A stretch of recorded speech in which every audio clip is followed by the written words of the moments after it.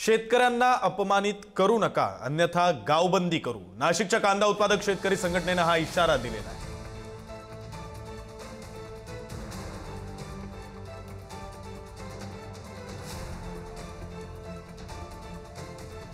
स्पष्ट बहुमतातलं सरकार आणि या सरकारकडून शेतकऱ्यांसाठी भरीव काम होण्याऐवजी सातत्याने शेतकऱ्यांना अपमानित केले जात आहे.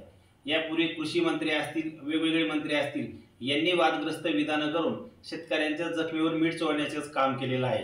कालही आता राज्याचे मंत्री राधाकृष्ण विखे पाटील यांच्या म्हणण्यानुसार शेतकऱ्यांनी कर्ज घ्यायचं, कर्जबाजारी व्हायचं आणि मग पुन्हा कर्ज सरकारने माफ करण्याची वाट बघायची, असं वादग्रस्त विधान केलेलं आहे. आम्ही महाराष्ट्रातल्या सर्व शेतकऱ्यांच्या म्हणण्यानुसार जर शेतकऱ्यांच्या शेतमालाला बाजारभाव मिळण्यासाठी सरकारी हस्तक्षेप होत असेल, सरकारी हस्तक्षेप करून कांदा असेल, बाकीचे सोयाबीन, मका, इतर पिकांचे बाजारभाव ठरवून पाडले जात असतील आणि या माध्यमातून जर शेतकरी कर्जबाजारी होत असतील तर सर्वस्वी जबाबदारी शेतकऱ्यांच्या कर्जमुक्तीची, कर्जमाफीची ही सरकारचीच आहे. एकीकडे निवडून येण्यापूर्वी शेतकऱ्यांना मोठी मोठी आश्वासनं द्यायची, जाहीर सभांमधून कर्जमुक्तीची घोषणा करायची आणि प्रत्यक्षात सत्तेत येऊन खुर्चीला चिपकून बसल्यानंतर मात्र